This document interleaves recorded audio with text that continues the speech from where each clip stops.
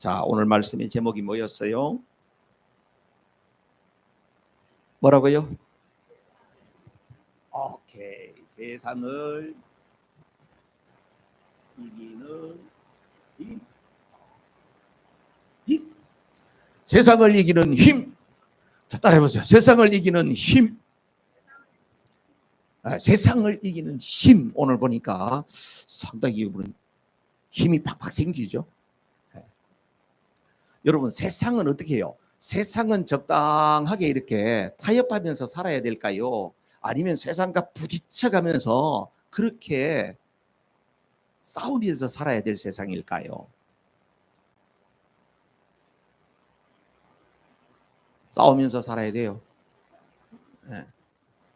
또 적당히 좀 이렇게 부딪히지 않고 타협하면서 살아야 될까요? 세상에 어떻게 해요? 어떻게 살아야 될까요? 응? 타협하면서 살아야 돼요. 타협하면서 살아야 돼요. 고민되네. 국민투표를 할 수도 없고. 자, 다시 물어볼게요. 세상은 적당히 타협하면서 살아야 될까요?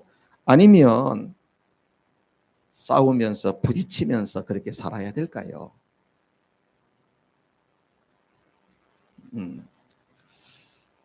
나는 싸우는 거 싫어요. 그래서 나는 적당히 살 거예요. 이런 사람이 너무 많단 말이에요. 여기서 세상이 뭔가가 중요한 거예요. 여러분, 이 세상이 뭐냐 하는 거예요. 세상이 뭘까요? 보통 세상이라고 하면요, 우리가 살고 있는 지구, 온 인류가 살고 있는 이 사회 공동체, 이걸 보고 세상이라고 하기도 해요. 그런데 오늘 요한서신에서 이야기하고 있는 이 세상이 뭐냐 하는 거예요. 요한서신에는 이 세상에 대해서 23회나 기록하고 있어요. 그런데 요한은 이렇게 우리에게 이야기해 준다니까요. 세상을 사랑하지 말라. 세상을 이겨야 된다. 요한은 계속 이렇게 이야기하고 있거든요. 그러면 이 세상은 지구, 그다음 온 인류가 살고 있는 공동체, 그런 걸 말하는 게 아니로구나 하는 것을 알겠죠. 그러면 지금 오늘 요한서신에서 계속 우리가 다루면서 보고 있는 이 세상은 구체적으로 무엇을 말할까요? 하나님을 대적하는 악한 영이 지배하는 세상, 그런 뜻이에요. 자, 그러면 제가 다시 질문해 볼게요. 세상에서 타협하고 살아야 될까요? 아니면 세상하고 부딪혀서 싸워서 그렇게 살아야 될까요? 응? 그래요. 아까는 질문이 좀 시원찮았다, 그죠? 이제 제가 이렇게 하니까 질문이 좀 더 분명해지니까 여러분 답이 더 분명해지네요. 그죠? 악한 영이 지배하는 세상. 특징이 뭘까요? 하나님의 하시는 일을 대적하는 거예요. 그걸 보고 세상 가치라 그래요. 여러분, 세상 가치. 이런 거 들어봤죠? 세상의 문화, 세상의 사상. 이런 것들은 하나님 나라 가치와는 가치와 반대된단 말이에요. 이렇게 대적해요. 그래서 오늘 사도 요한이 계속 이야기하고 있는 것은 예수 믿는 사람들은 어떻게 되냐? 세상을 적당히 타협하면 살면 안 되고 싸워서 승리해야 된다. 이겨야 된다. 그 세상을 싸워서 이기려면 뭐가 필요해요? 힘이 필요하지. 힘이 필요한 거예요. 그래서 오늘 여러분 세상을 싸워서 이기는 힘에 대해서 여러분들에게 말씀드리겠습니다요. 요새 유튜브에 보니까 이런 사람이 나오대요. 안녕하세요. 저는 미국 어디에 사는 무슨 알렉스 림입니다. 이 산삼으로 말하자면 이러면서 스모키 마운틴의 10마리가 채취한 산삼으로서 이러면서 산삼 장사가 있습니다. 그래서 아저씨는 굉장히 농부스럽게 생겼는데 이름은 또 미국 이름을 쓰니까 참 너무나도 참 재밌더라고요. 오늘 여러분들에게 세상을 이기는 힘, 산삼을 이야기하려는 것이 아니고 그 힘이 어디 있냐? 성경 말씀 속에 있다. 아멘. 세상을 이기는 힘은 말씀 속에 있어요. 여러분, 세상을 이기는 힘이 어디 있다고요? 말씀 속에 답이 있어요. 답은 너무나도 심플해요. 자, 나는 목사님 그러지 않아도 늘 세상을 이깁니다. 나는 별로 걱정할 게 없습니다. 내가 나가면 그냥 세상의 모든 사람들도 절절 맵니다. 그렇게 생각할 사람이 있습니까? 우리가 크리스찬 라이프를 살아갈 때예요. 예수 믿는 사람이 살아가는 삶이 크리스찬 라이프잖아요. 그죠? 크리스찬 라이프를 살아가는 데 있어서 말할 수 없는 대적들이 있어요. 말할 수 없는 방해꾼들이 있어요. 그래서요, 성경에서는 우리에게 크리스찬의 삶을 뭐라고 그러냐면 영적 전쟁이라 그래요. 들어보셨어요? 영적 전쟁이에요. 예수 믿는 사람들이 살아가는 삶을 바로 뭐라 그런다고? 영적 전쟁이라는 거예요. 영적 싸움이라 그러고요. 에베소서 6장에서는 하나님의 전신 갑주를 입어야만이 영적 싸움에서 이긴다. 그런 이야기를 하고 있어요. 여러분, 하나님의 전신 갑주가 뭔지 아시죠? 기억나요? 서서 진리의 띠를 띠고 의의 흉배를 붙이고 평안의 복음으로 예비한 신발을 신고 구원의 투구를 쓰고 믿음의 방패를 들고 성령의 검을 가지고, 그죠? 그게 하나님의 전신 갑주야.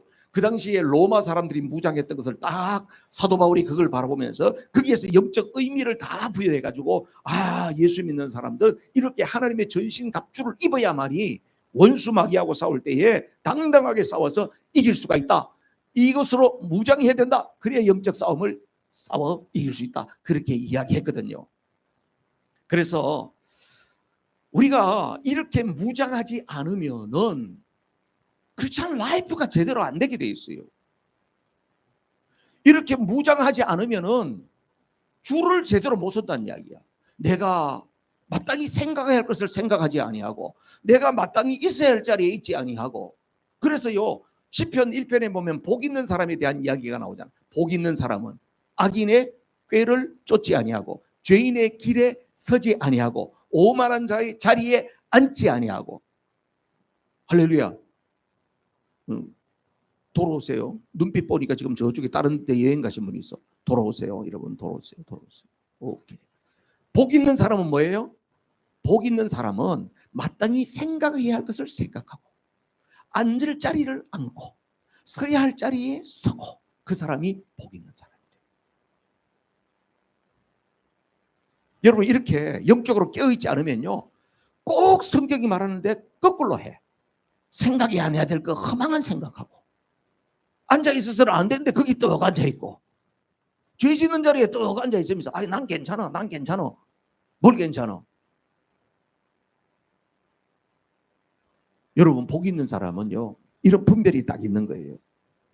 왜 우리가 서야 할 자리에 앉아야 할 자리에 앉아야 되냐 하면, 하나님께서 기뻐하시지 않는 자리에 내가 앉아있다 보면요, 저절로 어디로 가냐면 하나님과 원수되는 자리로 가기 때문에 그렇다는 거예요. 성경 우리에게 경고해요. 네가 있어야 할 자리에 있지 않으면 너는 너도 모르는 사이에 하나님과 원수되는 자리에 있기 때문에 그렇게 해서는 안 돼. 이렇게 말씀을 하고 있더라 하는 것입니다. 줄 잘 섭시다. 따라합시다. 줄 잘 섭시다. 옆에다 친구야, 줄 잘 서자. 앉을 자리 앉고 설 자리 서자. 할렐루야. 자, 세상을 이길 수 있는 힘을 오늘 성경에서 말해 주는데요, 세상을 이길 수 있는 힘은 딱 한 개밖에 없어요. 하나님께서 세상을 이길 수 있는 힘을 여러 가지를 준 게 아니고 딱 한 개만 줬어요. 그게 뭘까요? 세상을 이길 수 있는 힘은 예수 그리스도 한 분만 세상을 이길 수 있어요. 이 세상에 있는 모든 사람들은 이 아까 이야기했던요, 세상가치 문화, 하나님을 대적하는 원수 마귀가 장악하고 있는 그 세상을 절대로 못 이기게 돼 있어요. 예수님만 이길 수가 있어요. 그러면 우리는 어떻게 이길 수 있느냐? 4절 말씀을 보세요. 승리의 비결이 4절에 나옵니다. 시작. 하나님에게서 태어난 사람은 다 세상을 이기기 때문입니다. 세상을 이긴 승리는 이것이니 곧 우리의 믿음입니다. 네, 거기에 보면 세상에서 승리하는 비결이 딱 한 가지가 있어요. 그게 바로 뭐라고? 하나님으로부터 태어나면 되는 거야. 하나님으로부터 태어나는 걸 어떻게 태어난댔어요? 지난주에 이야기했어요. 하나님으로부터 태어나려면, 하나님으로부터 태어나는 거 어떻게 태어난댔대요? 내가 엄마 뱃속으로 다시 들어갑니까? 어떻게 태어난대요? 예수 그리스도를 영접하고 예수님을 믿으면 하나님으로부터 다시 태어난다고 그랬잖아요. 그래서 하나님의 자녀가 되잖아요. 그죠? 하나님에게서 태어난 사람은 세상을 이길 수가 있다. 이 말은 다른 말로 하면 이 세상에서 세상을 이길 수 있는 힘은, 유일한 힘은 예수님밖에 없는데, 하나님으로부터 태어났다는 것은 나는 예수님과 편먹었다, 이런 뜻이에요. 축구가, 우리나라 선수 축구 요새 유명한 사람들 잘 있잖아요. 손흥민 선수가 가서 열심히 해가지고 골을 4골을 넣었어요. 그런데요, 그 팀에요 별로 잘 못하는 후보 선수가 하나 있어요. 그런데 그 사람도 어떻게 해요? 손흥민이가 골을 많이 넣어가지고 그 팀이 이기면 얘도 이기는 거예요. 나중에 메달 딸 때 가면 얘는 별로 안 뛰어도 거기 가서 메달을 걸어요. 운동 경기가, 단체 경기가 그렇잖아요. 그렇죠? 여러분, 나는 무능하고 나는 할 수 없어도 내가 하나님으로부터 다시 태어난 사람이고 예수님 믿는다는 이유 하나 때문에 예수님의 승리가 곧 누구의 승리된다? 나의 승리가 되는 줄로 믿습니다. 그래서 세상을 이기는 힘은요, 바로 예수님만이 이길 수 있는데, 우리가 예수님과 같은 편을 먹음으로 말미암아, 그 편을 먹는다고 하는 것을 성경에서는 아주 품격 있는 말로 표현해 놨어요. 그게 뭐라고요? 세상을 이긴 승리는 이것이니. 뭐라고? 뭐라고 써놨어요? 곧 우리의 믿음이니라, 이렇게 되어 있잖아요. 그러니까 예수님만이 세상을 이길 수 있다. 그런데 우리도 세상을 이겨야 되겠는데, 우리는 어떻게 이길 수 있다? 믿음으로 이긴다는 거예요. 그 믿음은 무슨 믿음이다? 예수님을 믿는 믿음으로 이기는 줄로 믿습니다. 여러분, 세상에서요, 이 세상과의 싸움에서 반드시 패하는 사람이 있어요. 여러분도 승리하고 싶죠? 근데 반드시 이 사람은 보나마나 패해. 그런 사람이 있다니까. 어떤 사람일까? 예수님을 믿는 믿음이 아니고 내가 이런 사람은 반드시 패해요. 내가 다 내 잘난 맛에 살고 자기 힘을 과시하려고 하고 자기 능력을 드러내려고 하고 다른 사람보다도 뭔가 내가 좀 더 우월하다고 하는 것을 드러내고 싶고, 이 사람은 반드시 패배하게 돼 있어. 백전백패. 주님을 의지하는 사람은 그 사람이 무능하고 약하고 배우지 못하고 병들고 그랬다 할지라도 주님을 믿는 믿음으로 나가는 사람은 백전백승, 이렇게 할 수 있어요. 할렐루야. 이게 놀라운 비밀입니다요. 종교개혁을 했던 마틴 루터가 종교개혁할 때 엄청 불렀던 찬양이 있어요. 내 주는 강한 성이요, 내 주는 강한 성이요, 방패와 병기 되시니. 그 밑에 보면요, 그 다음 절에 이런 거 있어요. 내 힘만 의지하면은 패할 수밖에 없으나. 내 힘만 의지하면 패할 수밖에 없다. 힘 있는 장수 나와서 날 도와주시는데 그 장수 이름이 누구다? 주 예수 그리스도다. 할렐루야. 이런 겁니다, 여러분. 영적 전쟁을 하는데 우리가 세상을 이길 수 있어요. 어떻게 이겨? 내 힘을 의지하지 않고 누구 힘을? 예수님을 의지한다. 예수님을 의지하는 것을 다른 말로 뭐라 그런다? 믿음이라고 이야기를 한다. 믿음으로 나가는 사람은 반드시 백전백승이 될 줄로 믿습니다. 내가 하는 사람은 백전백패가 될 줄로 믿습니다. 자, 사도 요한은 오늘 말씀을 통하여서 예수 그리스도가 하나님의 아들이심을 증거하는 3가지를 제시하고 있어요. 여러분, 요한서 신을 보면 계속 나오는 게 뭐냐면 예수 그리스도가 누구라고? 하나님의 아들이라는 거예요. 여러분, 믿어요, 안 믿어요? 예수님이 하나님의 아들 믿어요? 여러분은 믿잖아. 그죠? 당근이지. 네. 여러분들은 예수 그리스도가 하나님의 아들이라는 게 다 믿는 거예요. 그런데 왜 성경에 이렇게 많이 이야기를 하냐? 그 당시에, 사도 요한 당시에는 이 사실이 믿어지기가 너무나도 어려웠어. 왜 그러냐면 이단자들이 많이 있었어요. 특히 영지주의라는 이단이 나타나가지고 예수님이 하나님의 아들이라는 것을 막 극구 부인했어. 이 사람들은 어떤 논리를 만들어냈냐면 이런 이야기까지 했어. 예수라고 하는 한 착한 청년이 있었는데 세례를 받을 때 성령이 확 임해가지고 이 사람이 예수님처럼 막 신적인 능력을 가지고 있다가 마지막에 십자가를 지려고 할 그때에 그 능력이 영이 싹 떠나버려가지고 마지막에 죽었던 것은 인간 예수가 죽은 거다. 그럴싸하게 이야기했죠. 옛날에 말도 잘 지어내. 막 이렇게 하니까 사람들이 그런 것 같은 거야.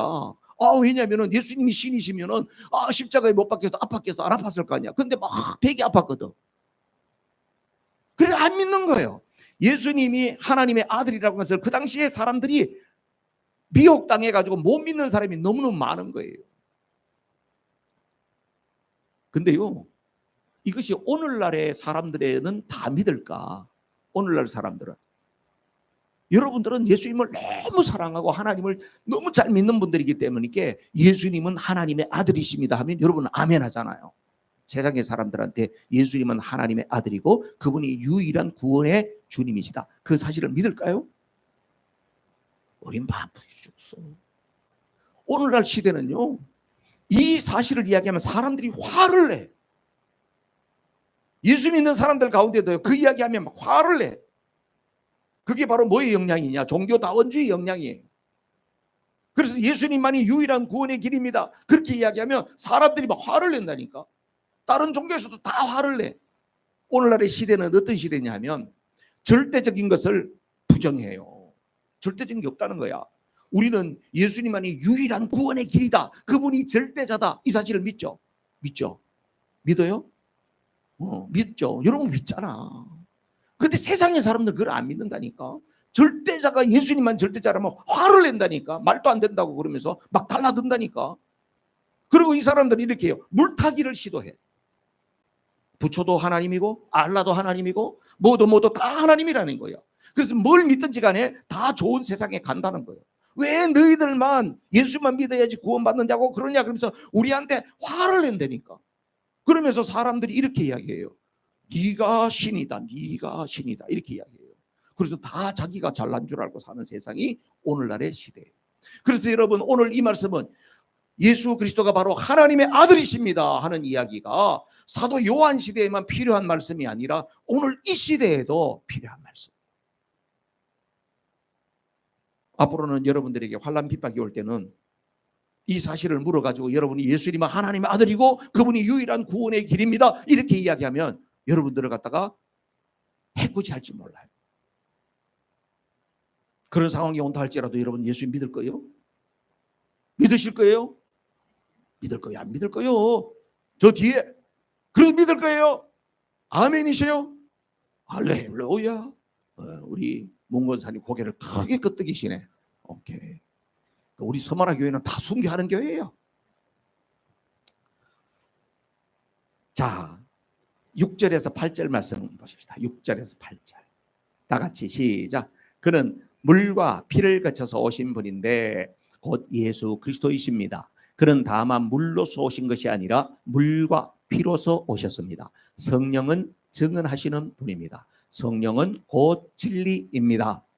증언하시는 이가 셋인데 8절 곧 성령과 물과 피입니다. 이 셋은 일치합니다.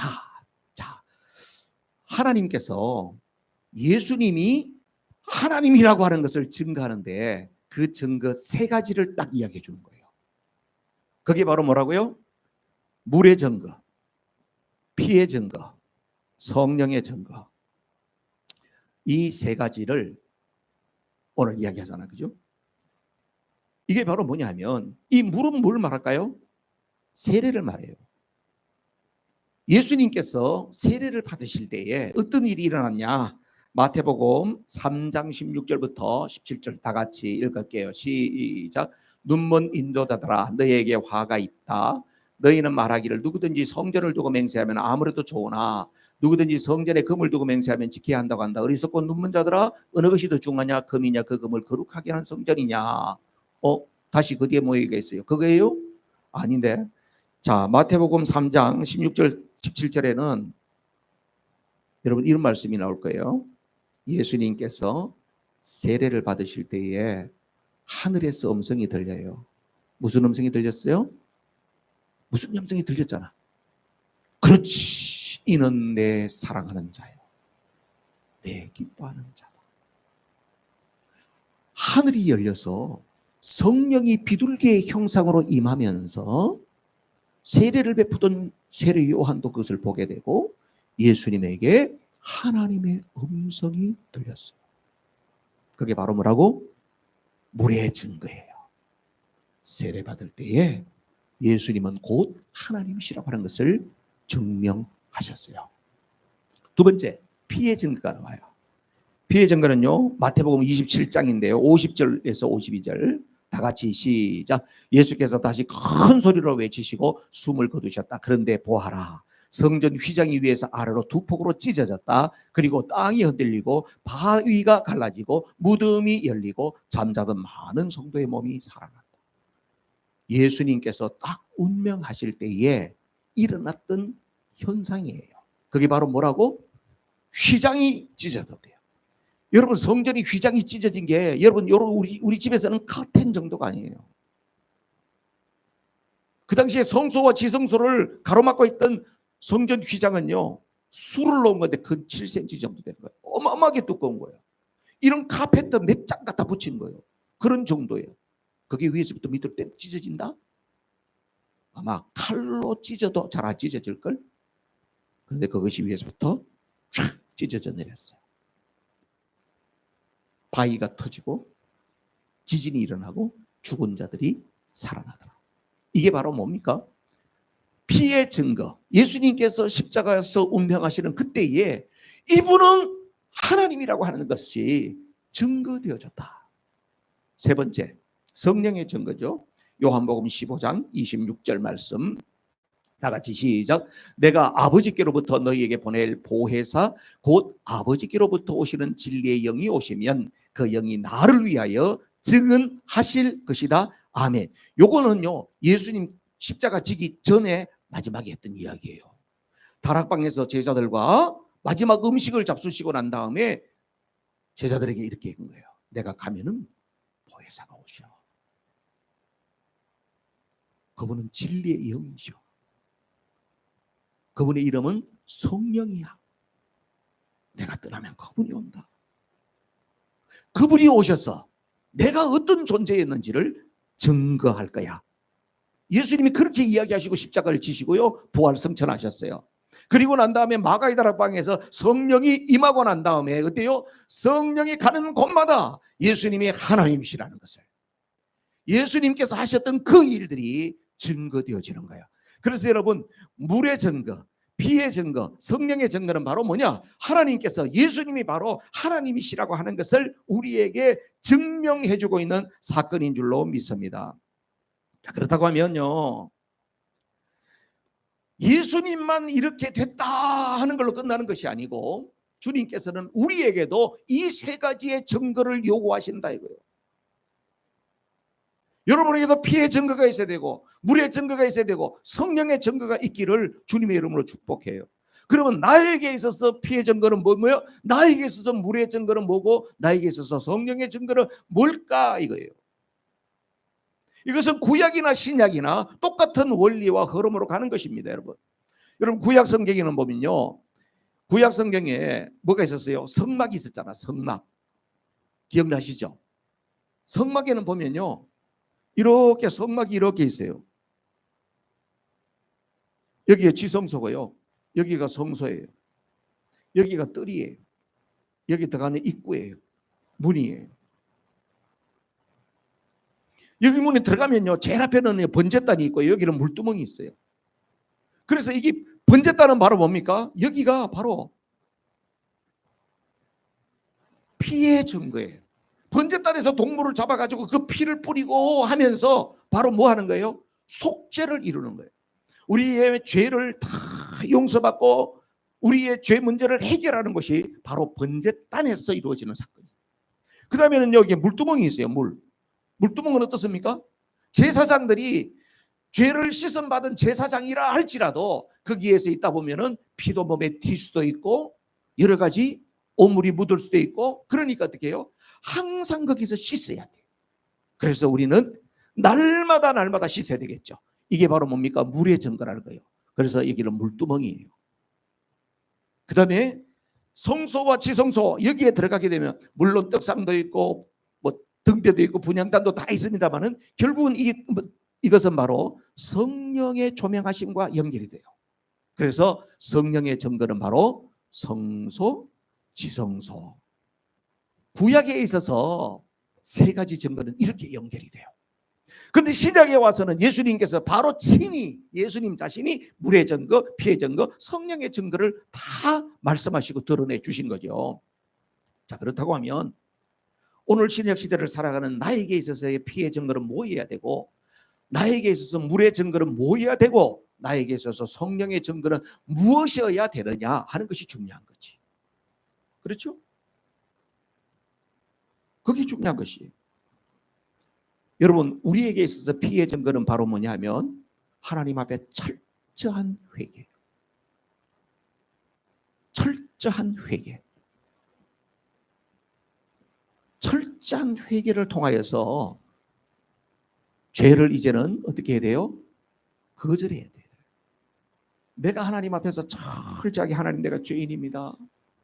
주님의 은혜로 내가 구원받았습니다. 하나님, 내가 너무나도 이제는 주님을 사랑하고 그렇게 살겠습니다. 그러면서 어떻게 해요? 나에게 습관적으로 죄가 올 때에 너 거절할 줄 알아야 돼. 할렐루야. 네. 입으로는 주님을 사랑한다고 그러놓고 죄를 거절하지 않으면 안 되잖아요. 유혹이 오면 거절해야 된다. 할 줄 알아야 돼. 그 다음에요, 물의 증거가 있어요. 물의 증거라고 하는 것은 바로 뭐냐면 요거는 주권과 관계가 있어요. 주권.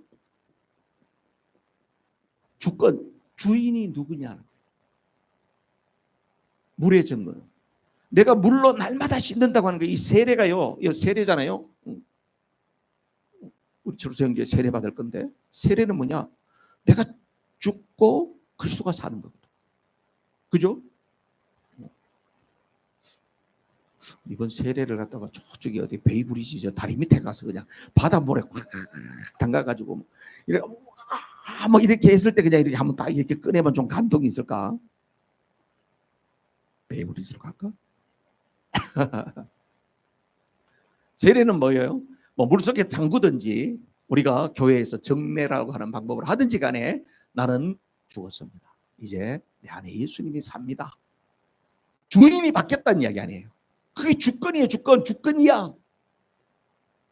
여러분, 우리가 회개하고 거듭난 사람은 날마다 우리에게 필요한 것이 바로 주님이 주인이라고 하는 것을 인정하고 시인하고 고백하고 그렇게 사는 거예요. 그래서 그 대표적인 구절이 뭐냐면 갈라디아 2장 20절이에요. 야, 이건 너무너무 좋은 구절이기 때문에 여러분이 다 외우셔야 돼요. 이거는. 다 같이 시작. 나는 그리스도와 함께 십자가에 못 박혔습니다. 이제 살고 있는 것은 내가 아닙니다. 그리스도께서 내 안에서 살고 계십니다. 내가 지금 육신 안에서 살고 있는 삶은 나를 사랑하셔서 나를 위하여 자기 몸을 내어주신 하나님의 아들을 믿는 믿음 안에서 살아가는 것입니다. 아멘. 진짜 중요한 말씀이에요. 갈라디아 2장 20절 말씀은 바로 내 안에서 이제는 주일이 바뀌었습니다. 이제 내가 옛날처럼 그렇게 살지 않는 것은 내 안에 주인 대신 주님이 살아계시기 때문에 나는 이제 그분 위해서 사는 겁니다. 이 인생의 고백, 바울의 고백만 아니라 저와 여러분의 고백이 되기를 주님의 이름으로 축복합니다. 성령의 증거가 있습니다. 성령의 증거. 성령의 증거는 바로 뭐냐면은 매일의 삶 가운데에서 바로 뭐야? 선택에 직면해요. 여러분, 선택. 성화의 삶에 있어서 진짜 중요한 것은요, 분별하는 거고 그리고 선택하는 거예요. 선택하려면 뭐가 좋은 건지 나쁜 건지 알아야 될 거 아니에요. 그죠? 여러분 마트에 가서 무슨 뭐 사과 사고 뭐 감자 사고 이런 거는 잘 사죠. 딱 보면은 이거 싱싱해 보인다. 아이고 이거는 왜 이렇게 골았어. 금방 알잖아, 여러분들이. 그런 거는 잘 선택해. 그런데 우리가 일상을 살아가는 데 있어서 선택이 진짜 중요하거든요. 바로 어떤 것을 말하느냐 하면은 내가 육신의 소욕을 따라 살 것이냐 성령을 따라 살 것이냐를 선택해야 돼요. 이게 너무나 중요해.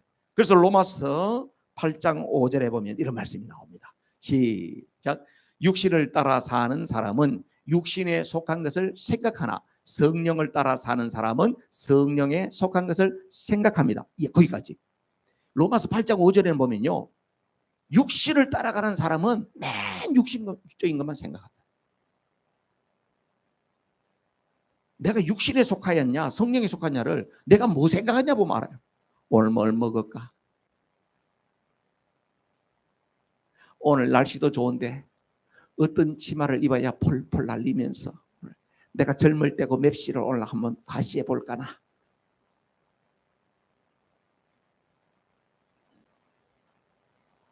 여러분, 육신에 속한 사람은 생각하는 게 항상 육신적인 거라.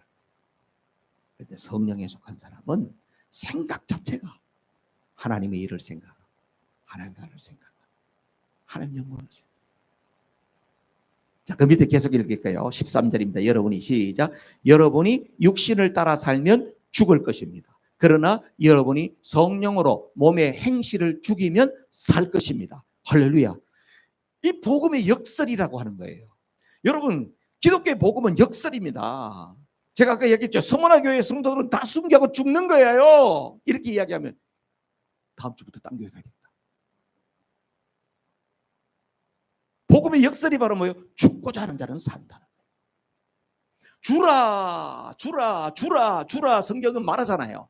그러면 어떻게 해요? 후이되어 흔들어 넘치도록 해서 너에게 다시금 안겨주겠다.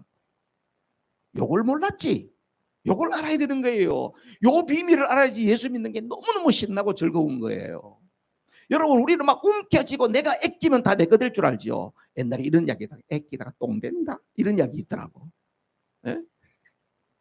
복음을 위해서 하는 나라에서 아낌없이 쓰게 되면 하나님께서 늘 새 것으로 공급해 준다는 거예요. 내가 복음을 위해서 하나님 나라에서 내가 죽고자 하는 자는 하나님께서 너 빨리 죽으면 안 된다. 너 빨리 죽으면 안 된다. 넌 더 많은 일을 해야 된다. 하나님이 더 건강도 주고 살려준다는 거예요. 할렐루야. 우리 유장로님, 그죠? 인생의 후반전이 오는 겁니다. 오는 거예요.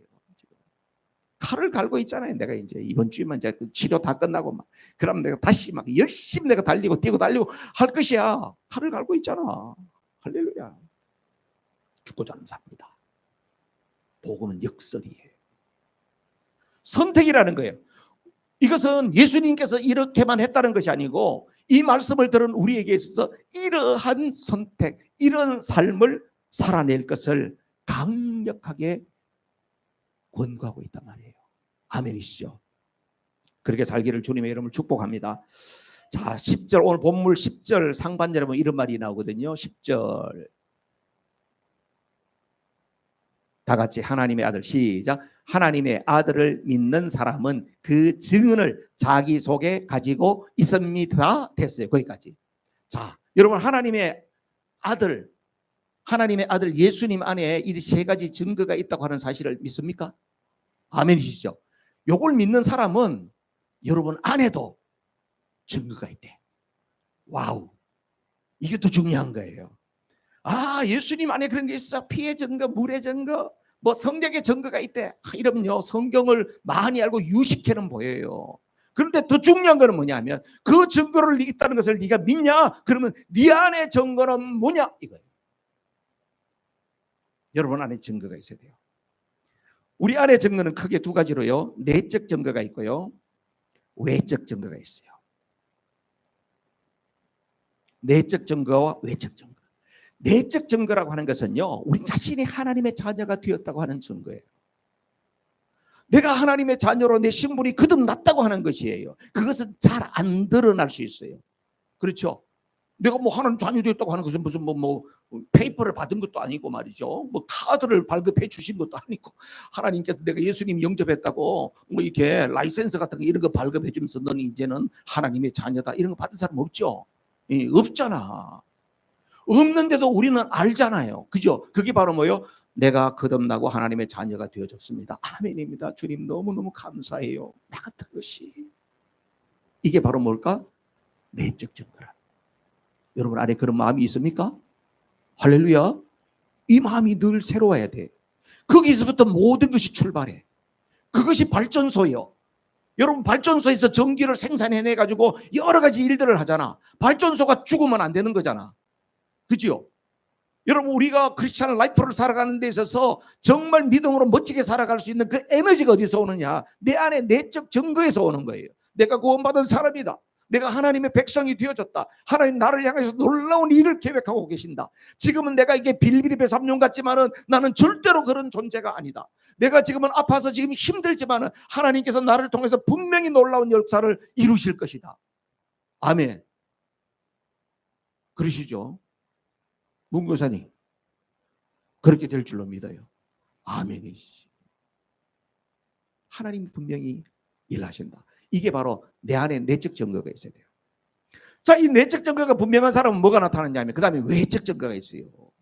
외적 증거. 내적 증거가 있는 사람은 외적으로 드러나게 돼 있다는 거예요. 좋은 나무인 사람은 좋은 열매를 맺게 돼 있다는 거예요. 나무는 좋다고 자기는 이야기를 하는데 보니까 열매 맺히는 거 보니까 아주 희한한 걸 맺혀. 막 가시가 막 나가 막 만지면 막 손에 막 가시 붙고 이런 거 맺힌다. 그러면 그 좋은 나무 아니에요. 좋은 나무는 좋은 열매를 맺게 돼 있거든요. 자, 외적 증거를 여러분 빨리빨리 읽어볼게요. 요한일서 2장 9절, 2장 29절. 자, 다 같이 시작. 여러분이 하나님께서 의로우신 분이를 알면 의를 행하는 사람은 누구나 다 하나님에게서 낯섦을 알 것입니다. 하나님의 자녀됨의 외적 증거는 뭐냐면 하나님과 같이 의를 행한다는 거예요. 뭘 한다고? 하나님과 같이 의를 행해요. 의를 행하는 사람은요, 불의는 미워하고 하나님의 의를 기뻐하는 겁니다. 불의와 타협할 수가 없어요. 왜냐하면 하나님이 의로우신 분이고 내가 그 하나님의 자녀이기 때문에 의로운 일을 만나면 너무너무 기뻐. 근데 불의한 일을 보면 난 여기 참여하지 않을 거야. 아니면 내가 힘이 있고 능력이 있어서 이 불의한 것을 바로잡을 수 있으면 바로잡고. 그거예요. 외적 증거. 두 번째, 요한일서 3장 14절. 다 같이 시작. 우리가 이미 죽음에서 생명으로 옮겨갔다는 것을 우리는 압니다. 이것을 아는 것은 우리가 형제 자매를 사랑하기 때문입니다. 사랑하지 않는 사람은 죽음에 머물러 있습니다. 두 번째로는 뭐예요? 외적 증거가 형제 자매를 사랑한다는 거예요. 사랑하는 거예요. 제가 요한서실에서 계속 사랑 이야기하잖아요. 그죠? 사랑 이야기하면요, 어떤 현상이 일어나면 여러분들이 더 사랑할 수 있어요. 그 다음에 또 한 가지 현상이 나타날 수 있어요. 여러분 안에서 사랑하지 못한 것들이 다 드러날 거예요. 그게 말씀이 역사하는 원리예요. 아, 목사님 설교를 사랑하라고 이야기 많이 하는데 왜 자꾸 사랑하지 않지? 왜 그럴까요? 말씀이 마음속에 있는 어둠을 폭로하는 거예요. 그러면 어떻게 해야 될까요? 하나님, 나는 정말 사랑이 많은 사람인 줄 알았는데 내 안에 이런 미움이 있었네. 내 안에 이런 것이 숨어 있었네. 하나님 용서해 주세요. 이렇게 해서 새로워져야 되는 거예요. 아멘. 외적 증거 세 번째, 요한일서 5장 4절. 와, 오늘 요절입니다. 시작. 하나님에게서 태어난 사람은 세상을 이기기 때문입니다. 세상을 이긴 승리는 이것이니 곧 우리의 믿음입니다. 아멘. 외적 증거는요, 세 번째는 세상을 이긴다는 거예요. 승리한다는 거예요. 승리합니다. 승리하게 될 줄로 믿습니다. 뭐로 승리한다고요? 믿음으로. 그렇습니다. 뭐로 이긴다고? 내 알통으로. 내 알통으로는 패합니다. 믿음으로 승리합니다. 믿음으로. 자, 마지막입니다. 요한일서 3장 9절. 다 같이 시작. 하나님에게서 난 사람은 누구나 죄를 짓지 않습니다. 하나님의 씨가 그 사람 속에 있기 때문입니다. 그는 죄를 지을 수 없습니다. 그가 하나님에게서 났기 때문입니다. 아멘. 습관적인 죄에서 벗어난다는 거예요. 외적 증거가 뭐냐면 습관적 죄가 있어. 우리 안에 습관적인 죄가 있어. 내가 하나님의 자녀 된 사람이라고 하면 물론 한순간에 싹 바뀌진 않지만 습관적으로 가지고 있던 그런 죄에서부터 내가 자꾸 벗어나고 나도 모르게 옛날에 내가 그랬던 사람인데 그거 없어졌네? 이런 일들을 발견하게 될 줄로 믿습니다. 말씀 받칠 거예요. 여러분, 우리 한번 합심해서 기도하려고 그러는데요. 눈을 감아보세요. 여러분, 우리가 하나님의 자녀임을 증명하는 것은 삶의 변화로 나타나요. 내가 백날 나는 하나님 자녀가 됐어요. 난 예수님 영접했어요. 맞아요. 마음으로 믿고 입으로 고백하는 거 맞죠? 그럼 모든 사람이 이 사람 진짜 하나님의 사람이야. 그거는 뭐로 증거가 된다? 변화된 삶이에요. 하나님께서 우리의 믿음이 진실한 믿음인지 그렇지 않은지를 하나님도 달아보기를 원하세요. 그게 뭐라고요? 내 안에 변화된 삶이에요. 저는 우리 서머나 모든 가족들이 지금보다는 더 좋은 내일 계속 변화되는 삶이 이어지기를 바라요. 그래서 여러분이 먼저 행복해질 거예요. 그럼 여러분 주변에 있는 사람이 너무너무 행복해질 거예요. 그래서 천국 되는 거예요. 이 시간 우리 합심해서 기도합시다. 할렐루야.